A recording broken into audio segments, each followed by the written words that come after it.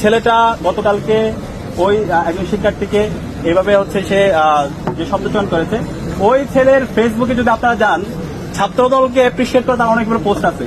তো আপনারা একটা ছবি পাইলেন সে কোন সময় কোন প্রোগ্রামে গেছে, তাহলে এই যে ছাত্রদল সংশ্লিষ্ট তার 10-এর অধিক যে পোস্ট আছে, তো এইটা দ্বারা কি প্রমাণিত হয় সে তো অনেক একটি ছাত্রদল।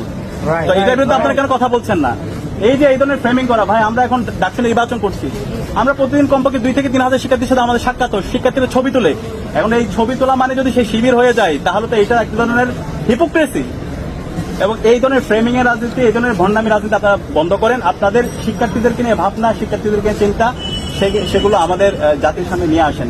এবং আমরা ঐক্যবদ্ধ শিক্ষার্থী জোটের যে স্বতঃস্ফূর্ত রেসপন্স দেখতে পাচ্ছি, আমরা আশা করি ইনশাআল্লাহ 9 তারিখ ব্যালট বিপ্লব হবে এবং সেই ব্যালট বিপ্লবে ঐক্যবদ্ধ শিক্ষার্থী জোটে আমরা যারা প্রার্থী আছে সবার ভূমিদল বিজয় হবে।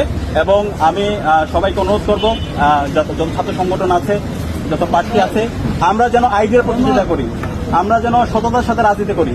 কিন্তু আমরা যদি এইভাবে ফ্রেমিং এর রাজনীতি করি, নিজেদের গর্ত নিজেরাই করতেছি। তো এখানে শিবিরের কিছু হবে না, আপনাদের নিজেদের গর্ত নিজেদের জন্য করতেছেন। তো আমি সবাইকে দায়িত্বশীল আচরণ করার জন্য অনুরোধ করবো। আসসালামু আলাইকুম।